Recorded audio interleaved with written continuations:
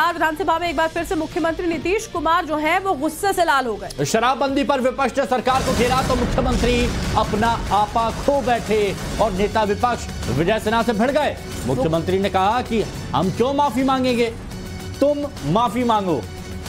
बड़ी खबर इस वक्त की हम आपको बता रहे हैं। देखिए नीतीश कुमार जो है वो किस तरह से नाराज हुए और कैसे विधानसभा में गुस्से से लाल हो गए, उससे जुड़ी हुई खबर आई है। शराबबंदी पर दरअसल विपक्ष लगातार सरकार को घेर रहा है, उसी दौरान नीतीश कुमार नाराज हो गए।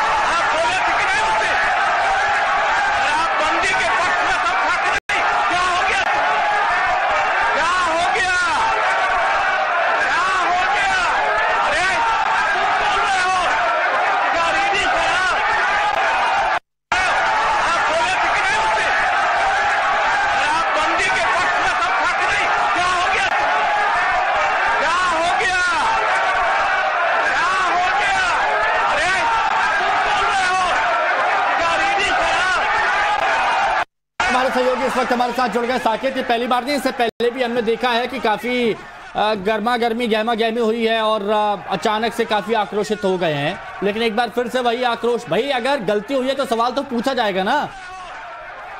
देखिए बिल्कुल, क्योंकि बिहार में जिस तरह से शराबबंदी है और उसके बावजूद शराब से लगातार मौत हो रही है। अभी जो सारण जिला है बिहार का, वहां पर 7 लोगों की मौत अब तक हुई है, जो कल की घटना है ये, और अभी तक कई लोग वहां पर इलाज करा रहे हैं जिनकी हालत जो है वो गंभीर है। इन्हीं मुद्दों को लेकर विपक्ष ने आज सवाल सरकार से पूछा और उसके बाद किस तरह से मुख्यमंत्री चूंकि सदन में मौजूद थे और वहां पर बीजेपी के जो विधायक थे वो विरोध प्रदर्शन कर रहे थे, शराबबंदी जिस तरह से फेल है उस मुद्दे को वो उठा रहे थे, तो नीतीश कुमार अपने सीट से उठकर जिस तरह से वो आवेश में आकर बीजेपी के नेताओं को तुम तड़ाक करके वो बोल रहे थे, ये कहीं ना कहीं संवैधानिक नहीं दिख रहा था। और खास करके जो विजय सिन्हा जो नेता विपक्ष है विधानसभा में, उनको टारगेट करके नीतीश कुमार कह रहे थे। और विजय सिन्हा ने यह भी आपत्ति जताई, जब नेता विपक्ष सदन में होता है तो सदन में उनका जो माइक है वो बंद नहीं होता है नेता विपक्ष का, ऐसे में उनके माइक को क्यों बंद किया जा रहा है सदन में, उनकी आवाज को दबाने की कोशिश क्यों हो रही है, ये सवाल उन्होंने उठाया था। और इसी को लेकर ये पूरा विवाद हुआ और नीतीश कुमार का जो गुस्सा था वो सब जाहिर है इस वीडियो में कि किस तरह से गुस्से में आकर नेता विपक्ष और बीजेपी के विधायकों को टारगेट कर रहे हैं। तो निश्चित तौर पर एक तरफ सवाल है कि बिहार में जिस तरह से लगातार मौत हो रही है, लॉ एंड ऑर्डर का सिचुएशन निश्चित तौर पर बिहार में जो गिरा है वो सवालों के घेरे में है, और ऐसे में मुख्यमंत्री को इस पर एक्शन लेना चाहिए, न कि इस तरह से विपक्ष की आवाज को दबाने की कोशिश करनी चाहिए। जी बहुत बहुत शुक्रिया साकेत, आप हमारे साथ यहाँ पर जुड़े। अब देखना होगा कि आगे इस पूरे मामले को लेकर विपक्ष कैसे घेराव यहाँ पर करता है, क्योंकि साकेत देखिए हैरान करने वाली बात है, लगातार यहाँ पर मामले देखने को मिल रहे हैं। लोग ऐसे हैं जो इलाज तक कराने के लिए नहीं जा रहे हैं क्योंकि जहरीली शराब पीने से मौत हो रही है और उसके बावजूद जो स्थिति बनी हुई है उस पर किसी तरह से नियंत्रण नहीं है। साकेत